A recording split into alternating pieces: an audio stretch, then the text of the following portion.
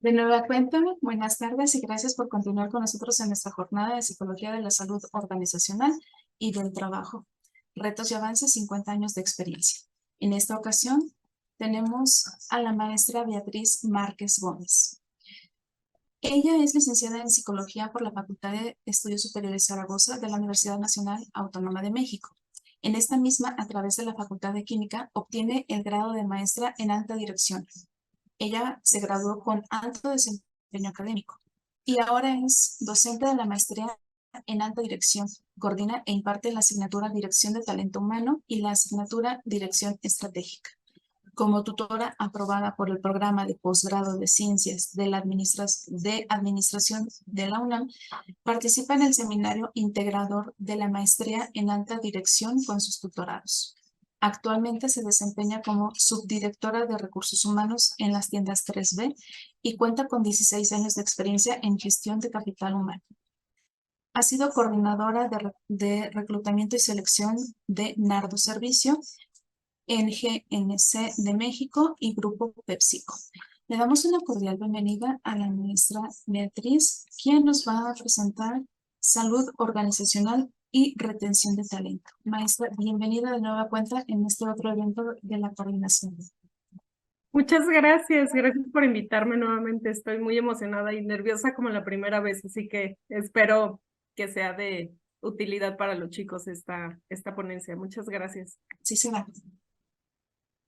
Perfecto. Bueno, pues gracias a todos, bienvenidos. Ya me habían invitado antes a un evento similar y bueno, mi objetivo del día de hoy, como en muy concreta, muy específica, qué es lo que yo he descubierto a través de mi experiencia profesional en relación a la gestión de talento humano, de recursos humanos o capital humano, como decidan llamarle. Y bueno, en este foro de salud me parecía trascendental hablar del tema de retención de talento, ¿no? Me imagino en esta jornada ya habrán tenido otras ponencias en donde se habla del estrés, en donde se habla de la retención, pero me parece importante como ustedes futuros gerentes, directores, subdirectores de talento, de recursos humanos, el que se lleven lo que yo considero son los pilares cuando hablamos de salud organizacional. Entonces, bueno, les voy a compartir pantalla con la presentación que preparé, espero ahí se vea bien. Y bueno, me gustaría arrancar con estos dos datos que a mí me impactaron muchísimo, ¿no? Y cuando hablamos de estrés lo tenemos todo el tiempo, ¿no? Yo para entrar a esta sesión ya estaba estresada porque me bajó una actualización mi máquina, entonces es algo con lo que vivimos de manera cotidiana. Sin embargo, eh, considero que lo estamos normalizando de alguna manera, ¿no? Y bueno, este dato a mí me impactó muchísimo. México ocupa ya hoy el primer lugar a nivel mundial en estrés laboral. Si en alguna ocasión vimos alguna película o algún documental de cómo trabajaban en China y veíamos que toda la gente estaba muy estresada y con carga de trabajo importante, imagínense ahora que nosotros le ganamos a China, ¿no? Y estamos dentro de los países con mayor estrés laboral. Y evidentemente hay un tema en el que no pienso iterar mucho porque ya lo han hablado en otros ponentes, es cómo la pandemia tuvo ese impacto en el aumento del estrés laboral, principalmente por el desequilibrio en cargas de trabajo, por el tener que estar conectados. Seguramente muchos de ustedes y como estudiantes lo vivieron, ahora imagínense en el mundo laboral cómo se vivió este tema de estrés, ¿no? Me gustaría arrancar por eso, porque para hablar de retención de talento y de esta salud organizacional, tenemos que hablar de este tema importante, que es lo que hoy está generando la mayor rotación de personal dentro de las organizaciones y que se espera que ustedes como psicólogos organizacionales lleguen y casi con una varita mágica resuelvan el problema de la rotación y la retención de talento, y la verdad es que no va a ser así si no aterrizamos en estos tres pilares que les quiero compartir, ¿no? Y bueno, según un estudio de la UNAM o de nuestra casa de estudios, al menos el 85% de las organizaciones en México no brindan las condiciones adecuadas para el trabajo. Y esto no me refiero solamente a espacios dignos, me refiero a seguimiento a temas de salud, estrés organizacional, de cargas de trabajo, por ejemplo. Entonces, ya somos el país de mayor estrés y además somos uno de los que menos invertimos o, o propiciamos condiciones de mejora continua en las organizaciones. Llámale de manera presencial, remota, en cualquiera de sus modalidades, ¿no? Entonces, bueno, quería arrancar con estos datos importantes. E imagínense cómo nuestros centros de trabajo, ustedes futuros líderes de talento humano, de recursos humanos, tienen esa misión importante de qué hacemos para promover esta salud organizacional y cómo eso va a derivar en una retención de talento, y no solamente retención, atracción de talento. O sea, hoy tengo una organización que realmente promueve el bienestar, por ejemplo, y entonces me va a permitir atraer este talento que quiero, porque claro, ustedes van a tener directores generales, directores de área que van a querer tener en sus equipos al mejor talento, y habrá que evaluar ahí qué tanto mi organización ofrece las mejores condiciones. Y bueno, les hablaba de lo que desde mi experiencia es clave para promover esta salud organizacional y aterrizar en la parte de retención. Y yo considero que estos 3 pilares son clave. Lo he visto en mi organización, lo he visto en otras organizaciones con las que comparto mejores prácticas, y es: ¿cuál va a ser el papel de ustedes como psicólogos organizacionales? ¿Qué se espera fuera en el mundo laboral? Y escuchaba la ponencia anterior y decía, tienen que saber de normas, tienen que saber, o sea, como que hay una carga, una expectativa enorme. Imagínense que una organización creyera que el psicólogo organizacional va a resolver todos los problemas que tiene, ¿no? Claramente no va a ser así, pero se esperaría que ustedes lleguen a proponer nuevas estrategias o que tengan modelos de intervención para la mejora continua. En mi experiencia, les comparto, son estos 3 pilares. Un psicólogo organizacional, y pareciera obvio, pero no es así, que tiene interés real por la gente, ¿no? ¿A qué me refiero? Ustedes como psicólogos organizacionales se espera que lleguen a una organización con muchísima energía, con mucha pasión, con interés por mejorar de manera continua. Y la realidad es que creo que no todos nacimos para ser psicólogos organizacionales, ¿no? Creo que a veces yo lo veo cuando tengo becarios, cuando tengo chicos de primera experiencia laboral, y falta hasta ese nivel de energía, esa pasión en cómo comunicamos, ¿no? Somos aquellas personas que debemos promover la condición, las buenas prácticas, la mejora del ambiente, y a veces somos los primeros que no lo tenemos o no lo propiciamos y no sentimos ese interés real, ¿no? El segundo, métricas del negocio, ahorita voy a empezar ahí. Y el tercero, indudablemente el involucramiento de los puestos directivos. ¿A qué me refería con este interés real por la gente? La motivación por las tareas. Y saben ustedes que algunos de ustedes, imagino, ya están laborando, van a incursionar a la... No hay peor cosa que el equipo de los psicólogos que están en contra de todas las prácticas de la organización. Acuérdense que ustedes son agentes de cambio, son líderes de transformación. Entonces, si ustedes de manera inicial no están convencidos de la organización en la que están, de cómo trabaja, de las prácticas, de las condiciones, váyanse a otra, ¿no? O sea, no se esfuercen por ir en contra de, si no lo van a hacer desde un enfoque de transformación. Un psicólogo debe tener motivación real por las tareas. 2, enfoque a la gente, es un perfil conciliador, interesado en todo momento en la mejora de las condiciones de trabajo y las relaciones laborales, que no son solamente orientadas a productividad, sino que son orientadas a la motivación, que son orientadas a mantener un ambiente de trabajo sano.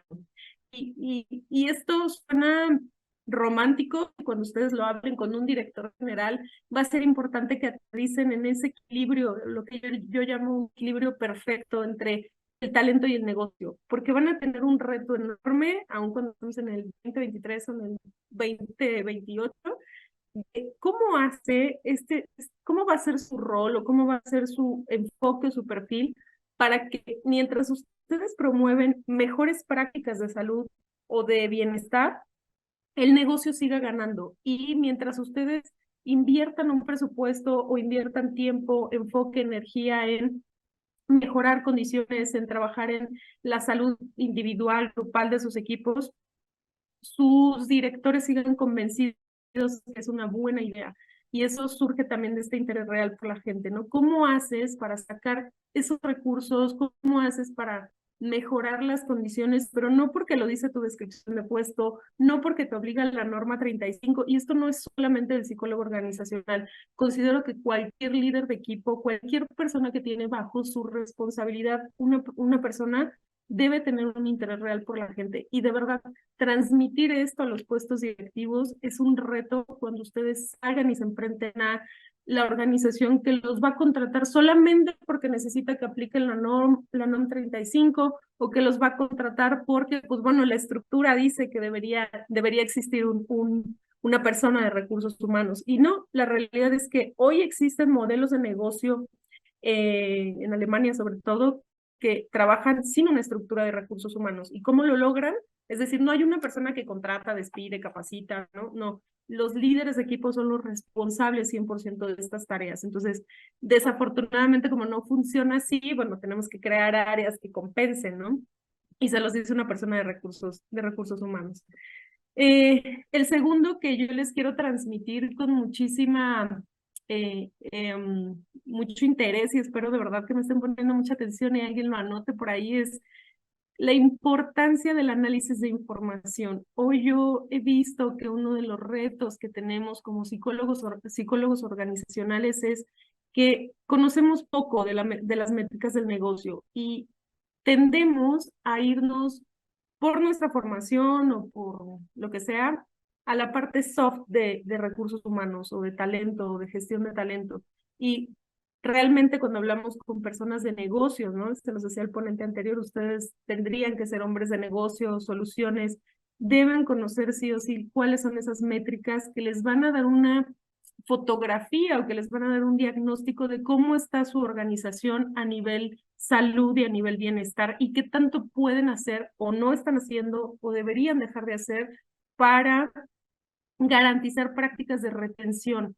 Y una de ellas es la rotación, pero la rotación entendida como un síntoma y un análisis bien profundo. Oye, ¿por qué en tu organización se está yendo la gente? ¿Por qué no tenemos esa retención? ¿Cuáles fueron los motivos de salida? A mí me encanta cuando analizo planes de trabajo de mis equipos, ¿no? Y les digo, oh, necesito un plan para contener la rotación en X región o X zona. Y me dicen, ok, voy a hacer encuestas de clima organizacional, les voy a hacer un evento, les voy a hacer una charla de motivación, y el motivo de salida son condiciones de trabajo, ¿no? Así de simple. O sea, nuestras entrevistas o encuestas de salida dicen, la gente se está yendo por horarios, por sueldos, se está yendo por distancia. Entonces, ¿cómo tu solución no está apuntando al problema que tiene tu organización? Y eso lo veo a todos los niveles, puestos analistas, directivos, gerenciales. No hay un análisis real que nos permita orientar una solución a lo que realmente le duele a mi organización. ¿Qué otras métricas? Ok, ¿cuál es la permanencia de ese negocio, no? Y esto se los digo hasta como sugerencia cuando busquen un trabajo, cuando los inviten a algún proceso de selecciones, pregúntense cómo está esa organización a nivel rotación, cuánto dura la gente, si encontramos los perfiles en LinkedIn, cuánto está durando el equipo, la persona que los entrevista, cuánto tiempo tiene en la organización. Entonces, hacer ese análisis de la permanencia del talento también nos permite trabajar en la retención, porque a lo mejor tú consideras que el salario emocional va a ser la solución, y no, la solución es el sueldo, ¿no? Entonces, ese análisis específico, esas métricas que hoy no tenemos como visibilidad, o que yo he visto en mi trayectoria, nos cuesta mucho. Para empezar, nos cuesta ser analíticos, ¿no? Ver un montón de información y miles de gráficas y entender y decir, ok, este es el problema real y lo que tenemos que atacar, ¿no?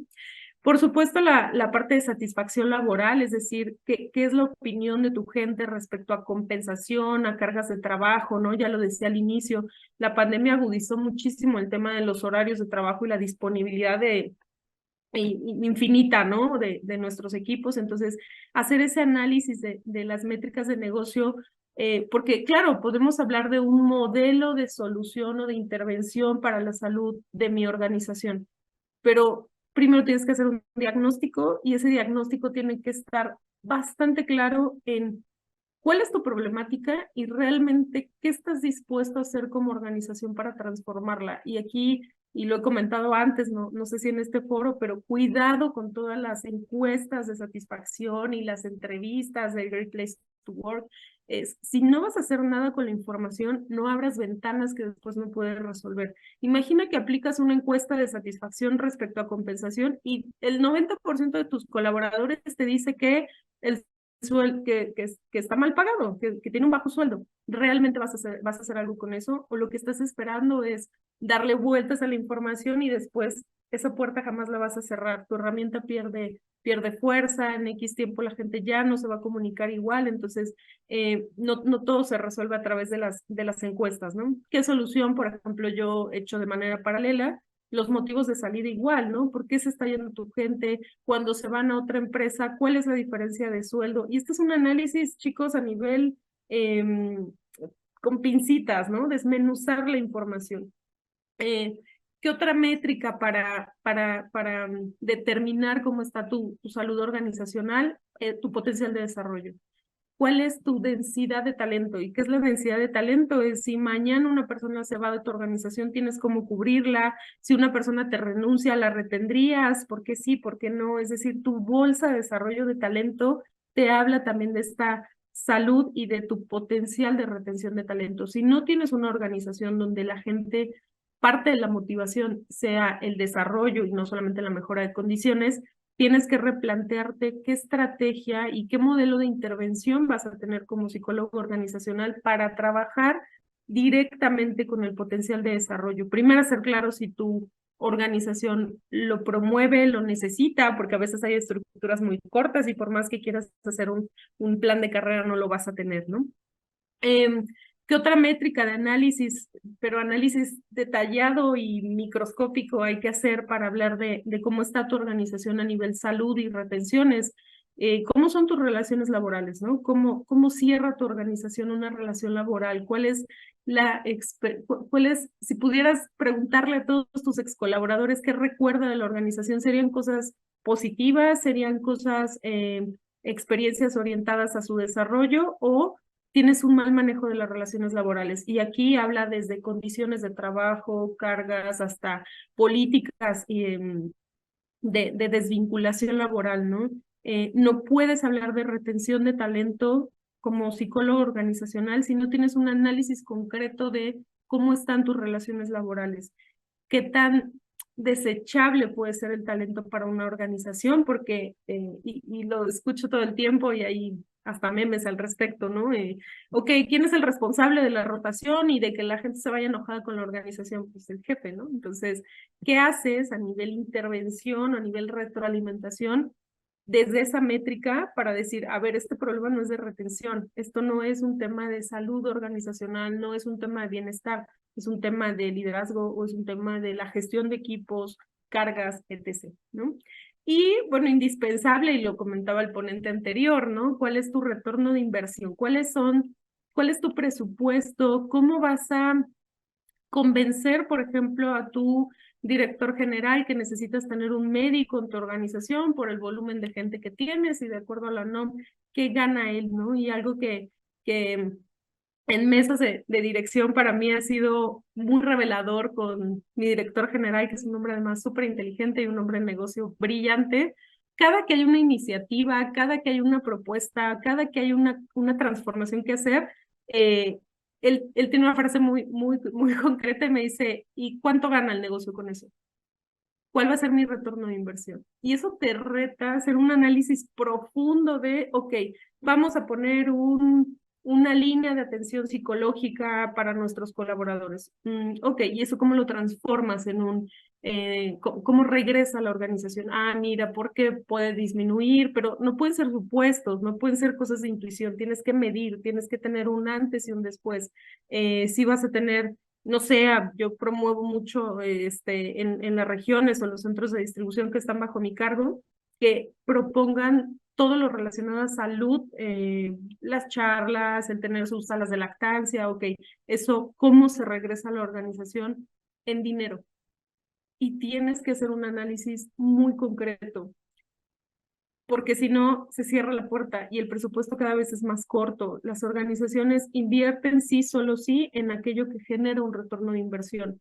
Y cuando veía la pirámide y decía el cliente, ¿no? De la ponencia anterior, decía, ok, la gente, ¿no? O sea, el nivel de importancia o de peso que tiene para las organizaciones la gente, pues tendría que ser obvio que se invierta en la salud de nuestros colaboradores, ¿no? Pues no, no lo es. Ustedes tienen que tener si ustedes creen que van a llegar a una empresa, espero que sí, de verdad, se los deseo de corazón, donde se sienten con el director y le digan, necesito este presupuesto para ejecutar estas actividades.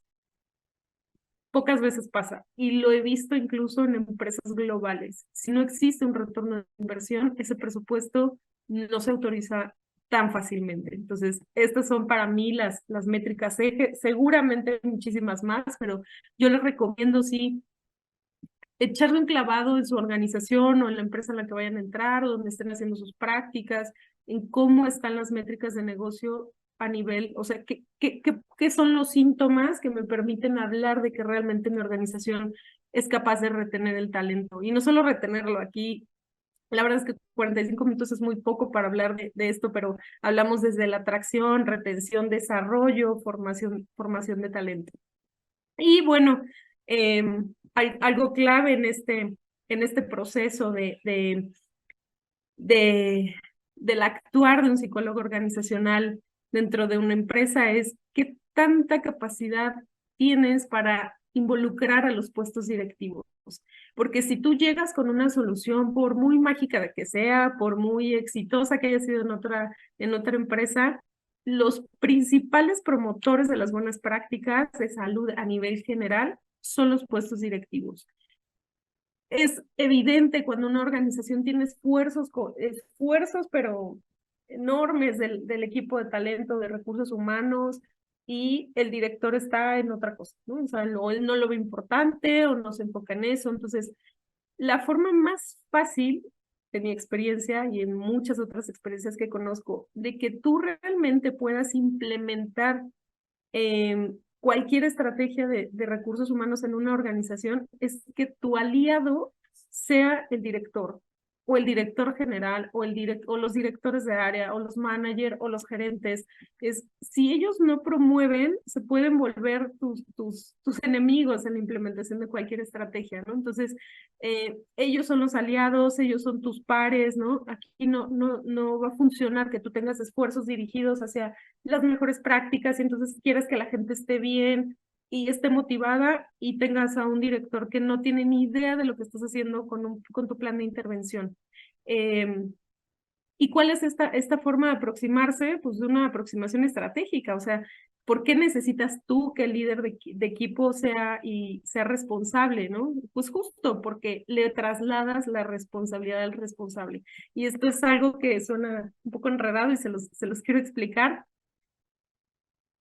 El mejor director de recursos humanos que yo conozco es aquel, y conozco varios, es aquel que es capaz de responsabilizar a los líderes de equipo de todos los problemas de gestión de talento. Esto es clave porque a ustedes los van a contratar organizaciones que esperan que resuelvan problemas. Y, ok, sí, ¿no? Obviamente así los van a contratar y se van a abrir un camino, pero cuando un líder de recursos humanos dice, estoy ya en la silla de como este proceso de transformación, es cuando los líderes de equipo son los principales promotores de esas prácticas o son los principales responsables. Y algo que yo he explicado en otros foros es, yo no existo en mi organización para explicar la rotación. Esa no es mi función. La explican los jefes porque yo tengo que explicar por qué se fue gente de un equipo que no es mi equipo.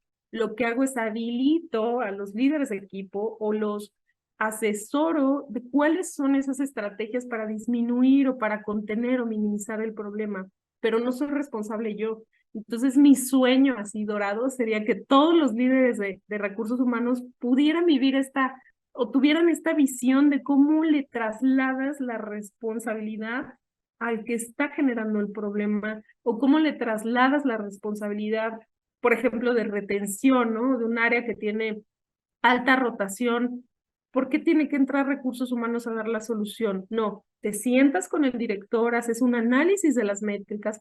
Empezamos con que tienes un interés real por la gente, que era el primer pilar. Haces un análisis de las métricas y mi postura y mi sugerencia siempre es, ¿cómo te ayudo? ¿Qué se te ocurre que podamos hacer? Porque si yo lo tomo y digo, bueno, es que la gente se está yendo y entonces voy a traer más gente, es un cuento de nunca acabar, ¿no? Y esto se los transmito como una experiencia real. No pueden ver al área de recursos humanos o al psicólogo organizacional como alguien que apaga incendios. Nosotros somos estrategas de negocio, entonces esta estrategia debe estar justo alineada a los objetivos de negocio. ¿Y cuáles son los objetivos de negocio? Depende de tu modelo de negocio, ¿no? ¿Cuál es tu modelo de negocio? ¿Estás en las ventas? ¿Estás en logística? ¿Cómo vas a hacer para generar soluciones adecuadas a tu negocio que al final lo que quiere es ganar más dinero, vender más, tener más clientes? ¿Cómo desde tu trinchera, involucrando a los puestos directivos y alineando esa estrategia, puedes aportar a tener una organización mucho más sana y con una alta capacidad de retener el talento? Y ojo, la gente no se queda solo por el dinero. Entonces, ¿cómo vas a hacer para fomentar esa cultura de trabajo de liderazgo saludable? Sé que por ahí van a tener una conferencia respecto al liderazgo saludable y que es, a mí me gusta llamarle también liderazgo integral.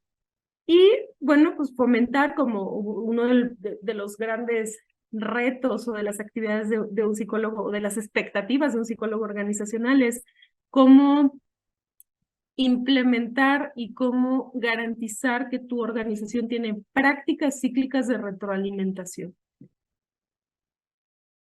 La información está ahí, ¿no? O sea, que cómo los equipos se retroalimentan, cómo cuando hay una problemática se retroalimenta el jefe, que realmente es una organización abierta a la retroalimentación. Y esto suena súper sencillo y la verdad es que en la práctica es muy complejo. Las personas no estamos familiarizadas, no nos sentimos cómodas recibiendo retroalimentación, pero tú como psicólogo organizacional tienes que, si vas a, si vas a entrar en este ámbito de la salud organizacional, es los líderes de equipo deben recibir retroalimentación. Ok, ¿por qué roto el equipo? ¿Por qué tienes el mayor índice de ausentismo? Bueno, está relacionado justo a esto, ¿no? Y no analizar solamente la información para poner una estrategia, ¿no? A mí esto me encanta porque en paréntesis, en donde trabajo ahora, nos dimos cuenta que los supervisores de tiendas a veces visitan una tienda y no hablan con la gente, ¿no? O sea, llegan y ven cosas generales y casi no interactúan con la gente. Entonces alguien tuvo a bien crear un formato que, como una entrevista, ¿no? Una guía, ¿no? De a ver, cuando llegas a la tienda vas a preguntar esto y esto. Y yo, bueno, sentía que me incendiaba, ¿no? Decía, ¿por qué yo tengo que crear un formato para obligar a un líder de equipo a que hable con su gente? Cuando eso es básico y está en la descripción de puesto y es parte de la gestión. Pues sí, ese nivel de intervención tienen los psicólogos organizacionales cuando damos por hecho que hay prácticas o hay situaciones que los líderes van a hacer y intervenir y aprender, y no, la realidad es que no. La buena noticia es que justo ahí está nuestro trabajo, ¿no? En ese proceso de transformación o de alineación. Y bueno, otro dato importante que les quería compartir es el síndrome burnout. A partir del 2020 existió, se detonó un fenómeno llamado la gran renuncia. ¿Y qué fue lo que pasó? Que el 90% de las renuncias o de las vacas en momentos incluso de pandemia o de crisis se derivaron de hasta aquí, ¿no? Cuando ya el colaborador estaba totalmente quemado, cuando tu organización o las organizaciones no tenían prácticas de retención o de mucho menos de bienestar. Imaginen en un momento de crisis donde hubo un recorte masivo, todavía esta gran renuncia, ¿no? Y esto nos habla de una priorización de los colaboradores ante su salud, ¿no? Y bueno, solo como conclusión que me gustaría compartirles es, no hay soluciones universales, ¿no? Me encantaría decirles que sí, pero bueno, ahí está la importancia del psicólogo organizacional, como a través o a partir de un interés real por la gente que se nota y que lo percibes, tienes la capacidad de hacer ese análisis de esas métricas y al mismo tiempo generar alianzas con los líderes de equipo, los gerentes, los directores para mejorar la salud o el bienestar de tu organización y apuntar a una retención de talento que te resuelve infinidad de problemas, ¿no? Pero ese será motivo de otra charla. Un placer como siempre, espero que haya sido de su interés y de ayuda para ustedes. Bueno, estoy a sus órdenes. Muchas gracias, maestra Beatriz. Sin duda una ponencia muy interesante. Vamos a empezar con algunas preguntas. Rafael Velázquez. Estoy en una organización donde sí se han establecido políticas para que los colaboradores mejoren sus condiciones, pero han abusado los colaboradores y han bajado la productividad. ¿Qué sugiere que se pueda hacer? Esa es una excelente pregunta y además entre más das, más te piden y tienes que tener, veo muchos enfoques para abordarlo, ¿no? Preguntaría, por ejemplo, si tu organización tiene un esquema de compensación variable. Eso es importante, porque no estamos acostumbrados a la compensación variable y es la mejor manera de medir y de equilibrar y de garantizar la productividad. Entonces, esa sería una pregunta que te lanzaría. Y la otra es, si tu organización tiene un código de ética o un reglamento interior de trabajo, porque ahí combina los beneficios como las obligaciones y las responsabilidades y los derechos, ¿no? Creo que en mi experiencia o algo que ha funcionado y he hecho antes es cuando tú vas a comunicar un beneficio o vas a incorporar un nuevo beneficio, tiene que haber, más bien cuando vas a incorporar o vas a otorgar un nuevo beneficio, tiene que haber una comunicación formal de cuál es el alcance, cómo tienes acceso a él. Entonces, seguro algo en la comunicación se pudo haber hecho diferente, ¿no? La mejor forma es establecer compromisos y acuerdos y algo que pueda sonar antirrecursos humanos, pero es importante y de verdad considérenlo, es cada decisión que tomas en una organización es un mensaje para la gente. Entonces, evaluar si tú me dices, oye, la gente está abusando, ¿no? ¿A qué nivel? ¿Qué implicaciones tiene? ¿Cuánto le está costando a tu organización? Y cuando hay alguien que cruza la línea, la misma línea que tú vas a poner, es una persona que no debe estar en la organización. Entonces, cuidado con esas decisiones y tienes que ser muy claro y mandar un mensaje a la gente y es, a ver, a partir de este beneficio tenemos esto, se empezó a descontrolar y bueno, como organización tuvimos que tomar decisiones al respecto, ¿no? Le tenemos muchísimo miedo a la desvinculación laboral, muchísimo, y yo sé y entiendo, y es la parte menos padre de la gestión de talento, pero también funciona como una solución cuando tú consideras que hay alguien que cruzó esa línea. ¿Por qué? Porque si no lo quitas, después se vuelve un riesgo. Entonces veo, insisto, muchos enfoques. Dejé en la presentación mi correo si en algo te puedo ayudar, con muchísimo gusto. Me falta más contexto para poderte dar más información. Muchas gracias. Verónica Baeza pregunta, ¿cómo abordar el tema de las represalias de los trabajadores que denuncian acoso o abuso laboral? Represalias de los colaboradores que denuncian acoso. Ese es un tema bien complejo, ¿no? Lo primero es, tienes que tener una política o un protocolo de atención de las denuncias de acoso, ¿no? Y ese protocolo debe incluir hasta qué nivel tu organización va a investigar, eso es importante, y qué decisiones se van a tomar con la información. Lo primero es que no debería haber represalias si un colaborador denuncia acoso. Lo que sí es que tú tienes que tener un sistema muy claro, una matriz de decisión donde tú dices, ok, ¿cuál es el primer paso? Una persona denunció acoso, entonces, ¿qué va a hacer la organización con esa información? ¿Va a investigar? ¿A qué nivel va a investigar? ¿Cómo lo va a hacer? ¿Va a ser a través de entrevistas directas? ¿Vas a dar espacio a una denuncia anónima? El reto aquí también es que tú te tienes que asegurar que vas a hacer algo con esa información. Si no vas a hacer nada, no hay que abrir esas puertas que les decía, ¿no? Y lo mismo, tomar decisiones contundentes. No deberían existir represalias ante una denuncia de acoso, pero eso depende de que tu organización tenga un protocolo claro. Les comparto, en la empresa en la que yo trabajo hay una política de cero tolerancia al acoso y abuso, cero, nula, no importa. Yo he dado de baja a personas de 15 años en la organización y de puestos realmente importantes cuando una situación así ha sucedido. Y la gran ventaja es que mi director general tiene una orientación brutal al tema del bienestar. Entonces, cuando tú combinas eso, estás del otro lado, ¿no? Porque las decisiones son más fáciles, pero tienes que tener un protocolo. Y cuidado también con investigar bien, investigar a detalle, porque también hay gente que lo puede usar como un medio para afectar a otra persona. Y ahí también tienes que tener un sistema de sanciones. ¿Qué haces si esa persona inventó información o manipuló información para afectar a algún compañero, ¿no? Eh, es, es difícil, ¿no? 2023, hablar de que existe todavía, existe, por supuesto, ¿no? Espero igual haber contestado tu pregunta. Muchas gracias.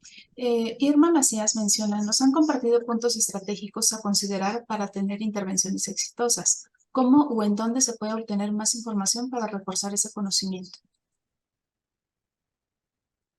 Híjole, hay que consumir la mayor cantidad de información posible. Esto ya se los había dicho en alguna otra conferencia. Todo el tema de buenas prácticas, además de que lo vas a adquirir de la experiencia, yo sugiero que te metas a grupos de LinkedIn de gestión de recursos humanos. Ahí vas a encontrar información súper actualizada, qué están haciendo las organizaciones. Siempre tienes que entender qué le queda a tu organización y qué no. Leer todo lo que puedas, o sea, todo de gestión de talento, gestión del cambio. Tienes que ser, mantenerte actualizado en todo momento, ¿no? Insisto, no hay soluciones universales, no vas a encontrar en un libro el qué hacer si pasa A y qué hacer si pasa B, por eso existimos, ¿no? Pero, híjole, la verdad es que hay muchísima información disponible que puedes consumir. La UNAM, por supuesto, tiene muchísima información también, ¿no? Pero yo sí le sugiero de manera, cuando hablas de estrategias y de buenas prácticas, métete a grupos de LinkedIn, congresos, consume todo lo que puedas, todo, todo. Ujú. Bien, muchas gracias. Veamos. Bueno, además de muchas felicitaciones y saludos que le envían, Jamie Blas pregunta, ¿cuáles son los retos que ha enfrentado a lo largo de su trayectoria laboral? Ábreme otra conferencia de 1 hora, no me va a alcanzar. Uy, no, no, no, retos de todo, ¿no? O sea, no, esa es una pregunta muy abierta. Yo creo que, híjole, si lo pudiera resumir, uno de los mayores retos es cómo creas, primero cómo encuentras una organización en la que coincides con su cultura y que eso es importante, ¿no? Yo tengo 14 años en la empresa en la que estoy y me encanta y yo creo que estaré en muchísimos más, me frustro todos los días, replanteo, ¿no? Pero ese es un reto, encontrar una organización que hace match perfecto con tus valores, ¿no? Y otra es crear un equipo de alto desempeño, porque tú puedes tener las mejores ideas, las mejores prácticas, el mejor perfil, las grandes credenciales, pero si tu equipo no jala, estás perdido, ¿no? Entonces, incorporar talento alineado a la estrategia de negocio, formarlo, desarrollarlo pues, hasta desvincularlo, ¿no? Y pues obviamente en mi experiencia me ha pasado todo, ¿no? Desde tener súper buenos colaboradores hasta tener que aplicar bajas, ¿no? Entonces, no, es muy largo, la verdad, no sabría cómo resumirlo, pero creo que esos dos son los más importantes, ¿no? Los retos más importantes, que encuentres la empresa en la que realmente vas a estar y explotar tu potencial y que logres formar a tu equipo.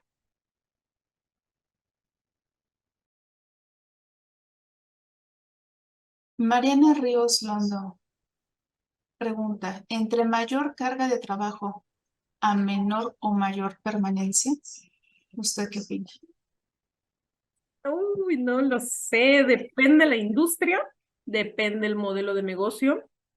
El tema de cargas de trabajo te amerita un análisis de horas hombre, de objetivos. Igual, ¿no? Necesitaría más contexto si hay una compensación variable. Cuando hay una compensación variable, a la gente no le importa trabajar más, trabaja más porque gana más, ¿no? Entonces, no creo que esté directamente relacionado. Yo sí creo que hay, y lo he visto en mi experiencia, personas que tienen funciones bastante acotadas y no logras un tema de retención de talento. Y esto tiene que ver con la motivación individual de cada uno de tus colaboradores, ¿no? Hasta la percepción de las cargas de trabajo tiene que ver con el perfil de tu gente. Me están Gracias. haciendo preguntas bien complejas. Y la que viene, Jesús Ignacio menciona, ¿es posible en el mundo contemporáneo sostener una visión organizacional de talento humano que requiera ser conservado o termina por imponerse la consideración de los empleados como mero recurso? Uy, pues yo creo que es un mix entre los dos, ¿no? A ver, es que las organizaciones son un negocio, pero una cosa no está peleada con la otra. Más bien es cuáles son las herramientas que tienes como organización para tener ese talento y lo necesitas. Entonces, no creo que esté como divorciado, pero depende, insisto, algo que yo les sugiero, por cierto, paréntesis, psicólogos organizacionales, es cuando lleguen a cualquier empresa, la que sea, tienen que conocer el modelo de negocio. Si no conocen el modelo de negocio, les va a llevar muchísimo tiempo, además de adaptarse, a encontrar soluciones. Entonces, en este caso puntual también creo que depende mucho del modelo de negocio, pero sí, no es que vas a divorciar la visión de que el recurso o los colaboradores sean un recurso para lograr los fines de la organización, pues es que así es, ¿no? Ok, y hablando precisamente sobre estos recursos, Mauricio Serrano y Luna Buendía preguntan sobre estrategias que usted recomiende para una mejor integración entre líderes y cooperadores o alguna estrategia que recomiende para la retención de talento, la correcta retención de talento. Ok, eso también es muy grande. A ver, en temas de integración, también depende mucho de cómo es la organización. ¿Qué tanto tu organización promueve prácticas de lo que ahora se llama onboarding, ¿no? Esas prácticas de incorporaciones de los primeros 3 meses. ¿Cómo esa integración solamente se da si la gente tiene un interés real o si los líderes de equipo tienen un interés real por la gente y te das cuenta cuando está forzado? Afortunadamente, y no tanto, la NOM o la norma 35 favoreció. Entonces, si tú estás en una organización donde se te está complicando integrar, pues échale la culpa a la NOM, ¿no? O sea, empieza a generar una estrategia que digas, a ver, esto lo tenemos que hacer porque hay una NOM, ¿no? Y en el camino vas trabajando sobre el asimilar algunas prácticas de integración. La verdad es que mucha gente se queja y dice, no, es que la NOM complicó todo. Y digo, pues qué bueno, ¿no? Porque nos forzó a tener un presupuesto y a tener prácticas de bienestar y de integración y de salud. Entonces, esa sería una. La otra, la segunda parte de la pregunta eran las estrategias de retención. Hay que analizarlo a muchos niveles y se los decía en el slide de las métricas. ¿Por qué no estás logrando la retención? Y si realmente es un problema en tu organización. Eso tendría que ser lo primero que tendrías que analizar o tendríamos que analizar. Realmente también le tenemos mucho miedo a la rotación y la verdad es que la rotación no es 100% negativa en estricto sentido, también permite tener un equilibrio. El problema es cuando tienes alta rotación en una sola área, cuando la tienes en un solo puesto, cuando la tienes en rotación temprana o rotación de talento que lleva muchísimo tiempo en la organización y tuviste una fuga importante porque se te fue la competencia. Entonces, estrategias de retención, igual hay que hacer un análisis. ¿Por qué está rotando tu gente? ¿Cuál es el tiempo? ¿O cuál es la permanencia promedio del equipo? Si es en una sola área. En mi experiencia, les puedo decir que la mayor hay que hacer un análisis de los motivos de salida, pero hace falta trabajar en ese ahora llamado engagement, ¿no? De los colaboradores con el líder de equipo. Pregúntate si el área a la que más está rotando realmente tienes un buen líder de equipo. Y cuando quieres ser muy directivo, yo lo hago a veces y me divierto mucho cuando tengo algún gerente nuevo, le digo, tu objetivo es 0 rotación los primeros 6 meses y te voy a medir con eso y tu bono te lo voy a medir con eso. Entonces, darle, o tú podrías proponerle si tienes un equipo directivo, deberíamos poner un objetivo de 0 rotación a los líderes, porque a veces hay que entrar directivo y esto depende del volumen o del calibre de tu problemática. A veces A veces no, a veces hay que encontrar otras estrategias, ¿no? Pero hablando así como en el mundo de los negocios, hay ocasiones que a la gente le tienes que decir específicamente qué esperas de ellos, ¿no? Y entonces, en este sentido, Mauricio Serrano pregunta, ¿qué estrategia recomendaría para una mejor integración entre líderes y cooperadores? Entre líderes y colaboradores, uy, a ver, hay muchas formas de abordarlo. Lo primero es entender si es una prioridad para los líderes de equipo y si ellos tienen alguna métrica al respecto, porque si no, te vas a topar contra la pared, ¿no? Eh, Hay muchísimas estrategias desde el team building, los assessment center, pero todo eso si no tiene o si no va acompañado con un plan integral, lo único que vas a hacer es gastar dinero y frustrarte. Entonces, lo primero es ese análisis de si realmente lo necesita tu organización, porque a veces hay esfuerzos aislados, ¿no? O creemos que esa es la solución. ¿Cuál es tu modelo de negocio? Vuelvo a lo mismo. ¿Por qué existe tu organización y cómo gana dinero? Y si tú lo alineas a la estrategia y si tú le encuentras un retorno de inversión, va a ser más fácil. Por ejemplo, ok, ¿por qué necesitas que tus equipos estén integrados? ¿No? ¿Para qué lo quieres? ¿Por qué parte del negocio vas a resolver? Yo te puedo decir, no sé, si vendes algún producto, bueno, este proceso de integración va a favorecer la motivación de los colaboradores y entonces de ahí es de donde te vas a como agarrar para que eso suceda, ¿no? Necesitas un experto que sepa llevar dinámicas de integración, pero tiene que haber un interés real por la gente. Si tienes líderes que no lo tienen, estás complicado. Entonces, cuidado con pensar que todas las soluciones a los problemas de una organización se resuelven con la integración, no siempre. A veces es mejor la retroalimentación, una retroalimentación directa, algo que yo promuevo, por ejemplo, si tengo bueno, lo hacemos mucho en la organización, pero porque hay una comunicación muy frontal y muy directa. Sí, o sea, tú puedes hacer integración y puedes ir y venir, pero nosotros manejamos retroalimentación con los 3 niveles básicos, ¿no?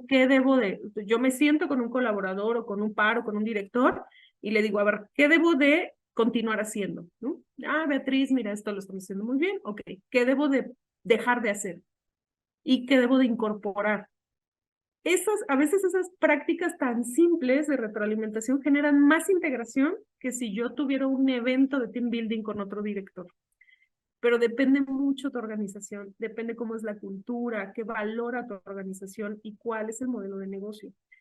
Eso de verdad, chicos, o sea, les va a dar muchísima visibilidad de cómo atacar o cómo enfrentar ciertas problemáticas, porque de eso depende que tu estrategia sea exitosa. A lo mejor tú estás en un modelo de negocio donde la comunicación es más fría y es más directa. ¿Por qué? Porque el negocio es más veloz.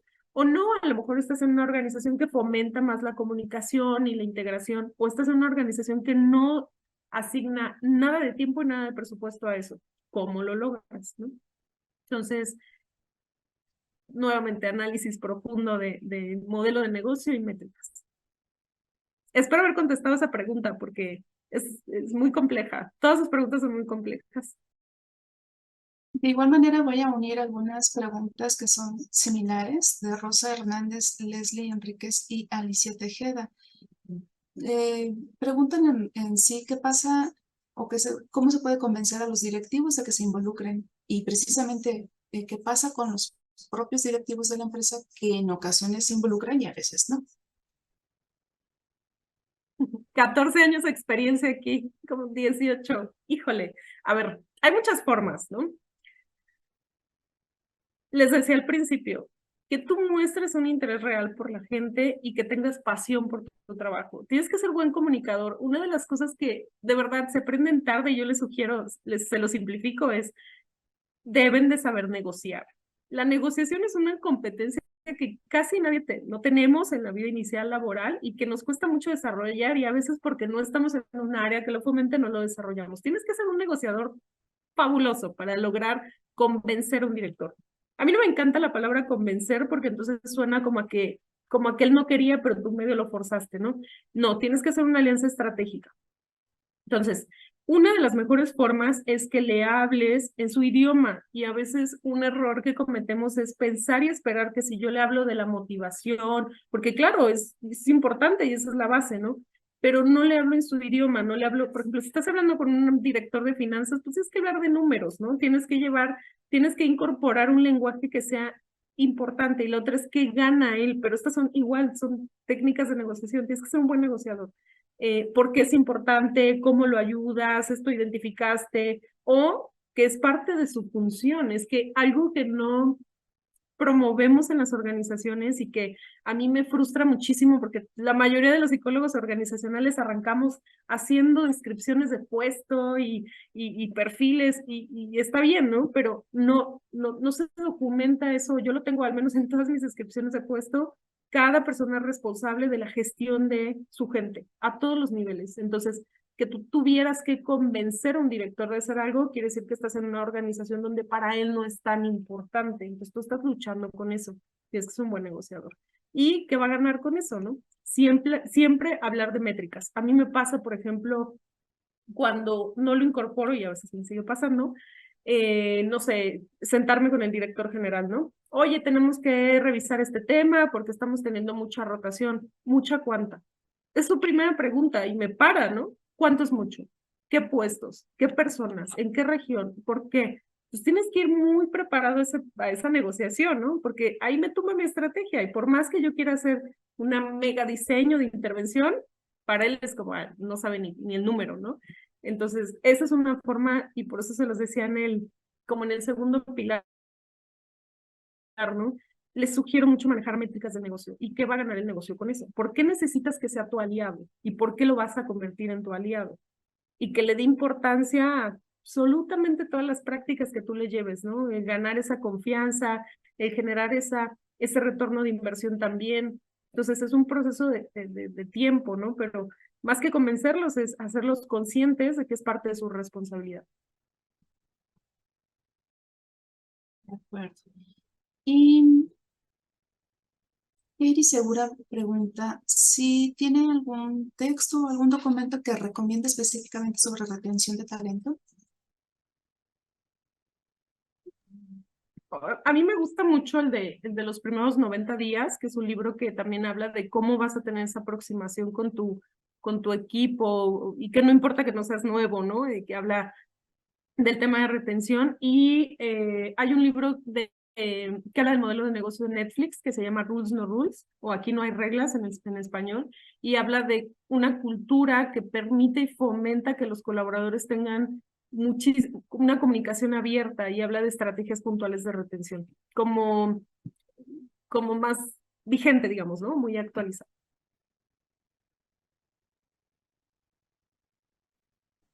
Bueno, pues hay varios comentarios que la felicitan.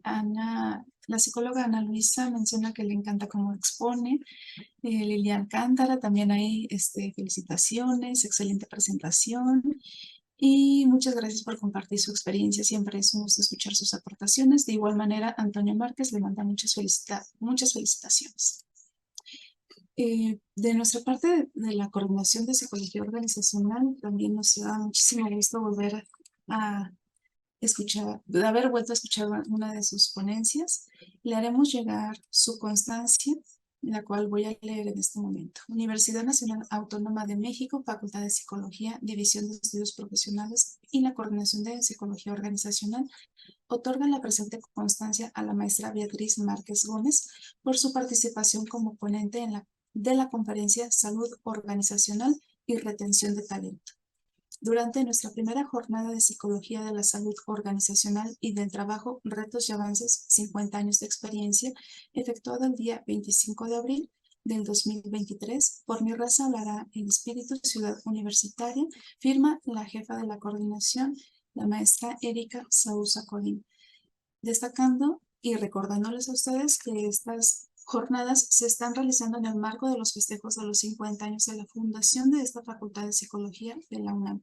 Nos congratula muchísimo que hayamos tenido unas excelentes ponencias el día de hoy. Los invitamos a continuar con esta jornada el día de mañana y nos despedimos de nueva cuenta agradeciéndole a la maestra Beatriz por esta conferencia. Muchísimas gracias. Un placer como siempre.